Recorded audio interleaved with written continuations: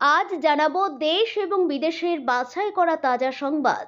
খবরের প্রথমেই দেখে নেব আজকের সংবাদ শিরোনাম। বন্ধ হয়ে যাবে লক্ষ্মীর ভান্ডার প্রকল্প, প্রচারে বেরিয়ে একই বললেন টিএমসি সাংসদ রচনা। বিশ্বের সবচেয়ে বড় শিল্প শহর ধ্বংস, ইরানের ভয়াবহ হামলায় কাতরাচ্ছে সৌদি আরব, বৃষ্টির মতো ধেয়ে এলো মুহুর্মুহু মিসাইল। অবরোধ তুলতে মুফাক্কিরুলকে ফোন করত পুলিশ, কার মদতে, কার প্রশ্রয়ে এত প্রভাবশালী? আজ রাতেই নিশ্চিহ্ন হতে পারে একটি সভ্যতা, ডেডলাইন শেষের আগেই ইরানকে ডোনাল্ড ট্রাম্পের চরম হুঁশিয়ারি।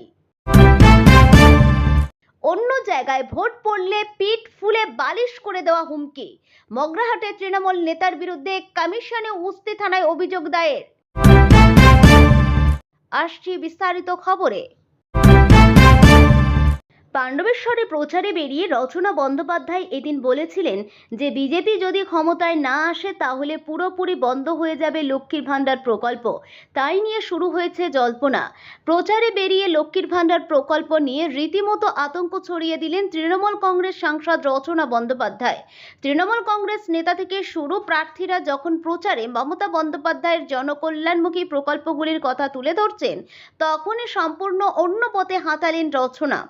পাণ্ডবেশ্বরে তৃণমূল কংগ্রেস প্রার্থী নরেন্দ্রনাথ চক্রবর্তী হয়ে প্রচার করেছিলেন রচনা। সেই সময় তিনি লক্ষ্মীর ভান্ডার নিয়ে মুখ খোলেন, আর তাতেই জনমানুষে তৈরি হয়েছে আতঙ্ক। কারণ রচনা এদিন বলেছিলেন যে বিজেপি যদি ক্ষমতায় না আসে তাহলে পুরোপুরি বন্ধ হয়ে যাবে লক্ষ্মীর ভান্ডার প্রকল্প। রচনা বন্দ্যোপাধ্যায় বলেন, দিদি জেতার পর সব মহিলাদের অ্যাকাউন্টে পৌঁছালো 500 টাকা, পরে সেটি হলো 1000 টাকা করে, আর আজ 5 বছরের মধ্যে প্রত্যেক মহিলা পাচ্ছেন 1500 টাকা করে, আর তফসিলি মহিলাদের অ্যাকাউন্টে পৌঁছে যাচ্ছে 1700 টাকা করে। দিদি যে কথা দেন সে কথা রাখেন। দিদি ও অভিষেক বন্দ্যোপাধ্যায় প্রত্যেক সবাই বলেছেন যে যতদিন তৃণমূল সরকার থাকবে ততদিন পর্যন্ত সব প্রকল্পের সুবিধা পাবেন সবাই, লক্ষ্মীর ভান্ডারও পাবেন না যদি তৃণমূল সরকার না থাকে। দিদি ছিলেন, দিদি আছেন, দিদি থাকবেন।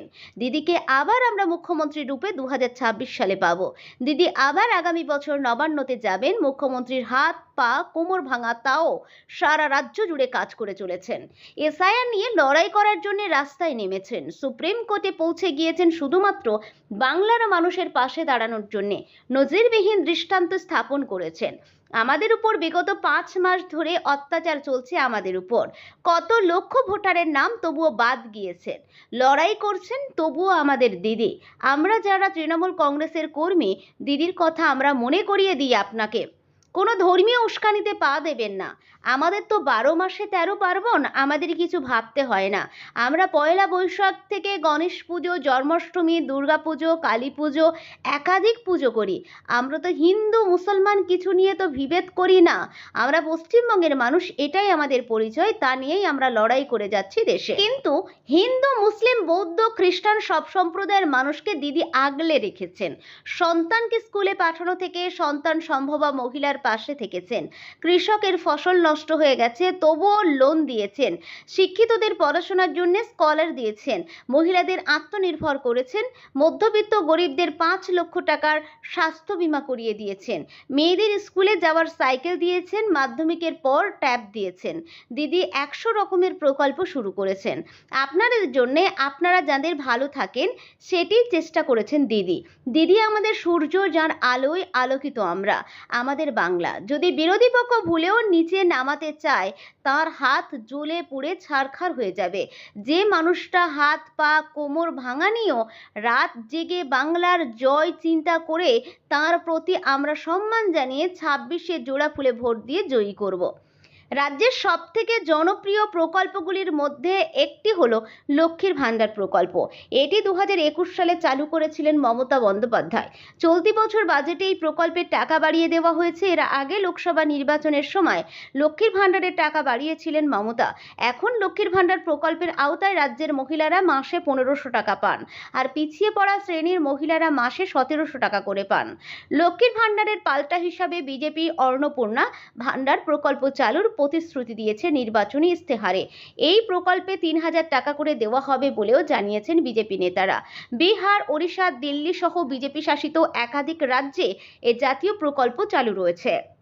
সাত সকালে সৌদি আরবের বৃহত্তম শিল্পনগরী আল জুবাইল ভয়াবহ হামলা ইরানের।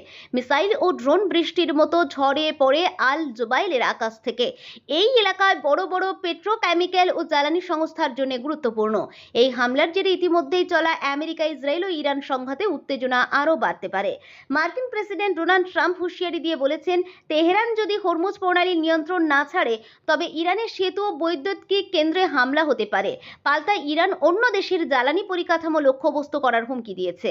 ভিডিওতে দেখা গেছে বিস্ফোরণের পর জুবাইল শিল্পাঞ্চলে বড় আগুন জ্বলছে। প্রায় ১,০০০ বর্গ কিলোমিটার জুড়ে থাকা এই এলাকায় ১৫০-এর বেশি শিল্প ইউনিট রয়েছে। সৌদি আরবের জিডিপির প্রায় ৭% থেকে ১২% এবং বিদেশি বিনিয়োগের প্রায় অর্ধেক এই অঞ্চলের উপর নির্ভরশীল। সৌদি প্রতিরক্ষা মন্ত্রক জানিয়েছে, পূর্বাঞ্চলের দিকে ছোড়া ৭টি ব্যালিস্টিক মিসাইল ভূপাতিত করা হয়েছে। কিছু ধ্বংসাবশেষে জ্বালানি স্থাপনার কাছে পড়েছে। ক্ষয়ক্ষতির পরিমাণ এখনও খতিয়ে দেখা হচ্ছে। এরই মধ্যে ট্রাম্প আবার হুঁশিয়ারি দিয়ে বলেন, ৭ই এপ্রিল রাত ৮টার মধ্যে চুক্তি না হলে ইরানের গুরুত্বপূর্ণ পরিকাঠামোয় হামলা হতে পারে। ট্রাম্পের এই মন্তব্যকে উদ্ধত ভাষণ বলে কড়া সমালোচনা করেছে ইরান। দেশের যুব সমাজ, বিশেষ করে ক্রীড়াবিদ, শিল্পী ও ছাত্রদের বিদ্যুৎ কেন্দ্রগুলির চারিপাশে জড়ো হয়ে মানববন্ধন করার আহ্বান জানানো হয়েছে। এদিকে সপ্তাহান্তে কুয়েত, বাহরাইন ও সংযুক্ত আরব আমিরশাহীর পেট্রোকেমিক্যাল স্থাপনায় ইরানের হামলা দেখিয়েছেন দাবি সত্ত্বেও তাদের মিসাইল ও ড্রোন ক্ষমতা এখনও সক্রিয় রয়েছে। মধ্যপ্রাচ্যের উত্তেজনা কামানোর জন্য আমেরিকার যুদ্ধবিরতি প্রস্তাব ফিরিয়ে দেয় ইরান। দেশটির সরকারি সংবাদ সংস্থা ইরনা জানিয়েছেন, তেহরান পাল্টা একটি 10 দফা দাবি পেশ করেছে, যেখানে সাময়িক বিরতির বদলে স্থায়ীভাবে যুদ্ধবন্ধের উপর জোর দেওয়া হয়েছে। সোমবার পাকিস্তানের মাধ্যমে ওয়াশিংটনে এই বার্তা পাঠায় তেহরান। ইরানের দেওয়া এই 10 দফায় পুরো অঞ্চলে সব ধরনের সংঘাত বন্ধ, হরমুজ প্রণালীতে নিরাপদ যাতায়াত ব্যবস্থা নিশ্চিত করা, নিষেধাজ্ঞা প্রত্যাহার এবং যুদ্ধ বিধ্বস্ত এলাকা পুনর্গঠনের দাবি জানানো হয়েছে। মার্কিন প্রেসিডেন্ট ডোনাল্ড ট্রাম্প হোয়াইট হাউসে সাংবাদিকদের জানিয়েছেন, ওয়াশিংটন ৪৫ দিনের একটি যুদ্ধবিরতি প্রস্তাব বিবেচনা করেছিল। বিষয়টিকে তিনি একটি গুরুত্বপূর্ণ পদক্ষেপ হিসেবে বর্ণনা করলেও তা যথেষ্ট নয় বলে মন্তব্য করেন। তবে হোয়াইট হাউসের বার্ষিক ইস্টার এগ রোল অনুষ্ঠানে ট্রাম্প ইরানের বর্তমান নেতৃত্বের কড়া সমালোচনা করেন। তিনি বলেন, আমরা প্রথম ও দ্বিতীয় শাসন ব্যবস্থাকে সরিয়ে দিয়েছি। এখন যাদের সঙ্গে আমরা আলোচনা করছি তারা আগের মতো উগ্র নয় এবং আমার মনে হয় তারা অনেক বেশি বুদ্ধিমান, কিন্তু আমি তাদের উপর বিরক্ত এবং এর জন্য তাদের বড় মাশুল দিতে হবে। মোথাবাড়ি কাণ্ডে ধৃত মোফাক্কিরুল ইসলাম কার লোক? এই প্রশ্নে শুরু হয়েছে জোর দরজা। বিচারকদের উপর হামলার রাতে ভাইরাল ভিডিওতে দেখা যায়, এই মোফাক্কিরুলের কথায় বিক্ষোভকারীদের সঙ্গে কার্যত রফা করেছিলেন প্রশাসনের কর্তারা। ভাইরাল অডিও ক্লিপে শোনা গেছে, যদুপুরে অবরোধ তোলার জন্য মোফাক্কিরুলকে অনুরোধ করছেন এক পুলিশ কর্মী। এখানেই প্রশ্ন উঠছে, কার মদতে, কার প্রশ্রয়ে মোফাক্কিরুল এত প্রভাবশালী? বুধবার মালদার মোথাবাড়িতেই বিভীর শিকার মুখোমুখি হতে হয়েছিল বিচারকদের। বিক্ষোভের নামে গুন্ডামি, তাণ্ডব, কার্যত মৃত্যু ভয়ের মুখোমুখি দাঁড় করিয়েছিল তাদের। এই ঘটনায় যাদের গ্রেপ্তার করা হয়েছে তার মধ্যে অন্যতম মোফাক্কিরুল ইসলাম, যার গ্রেপ্তারি নিয়ে তার অধীনস্থ সিআইডিকে কৃতিত্ব দিয়েছেন মমতা বন্দ্যোপাধ্যায়। মুখ্যমন্ত্রী গ্রেপ্তারির কৃতিত্ব নিচ্ছেন, অথচ বিচারকদের উপর আক্রমণের রাশে বিশাল জামায়াতের সময় একটি ভাইরাল ভিডিওতে দেখা যায়, এই মোফাক্কিরুলের পাশে দাঁড়িয়ে রয়েছেন অতিরিক্ত জেলা শাসক এবং অতিরিক্ত পুলিশ সুপার। মোফাক্কিরুলের কথায় বিক্ষোভকারীদের সঙ্গে কার্যত রফা করেছিলেন তারা।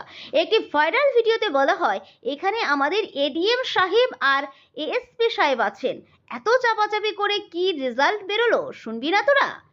ভাইরাল আরেকটি অডিও ক্লিপে শোনা গেছে, মালদার যদুপুরে অবরোধ তোলার জন্য মোফাক্কিরুলকে অনুরোধ করছেন এক পুলিশ কর্মী। সেখানে পুলিশ কর্মীকে বলতে শোনা যায়, হ্যালো মোফাক্কিরুল সাহেব আছেন?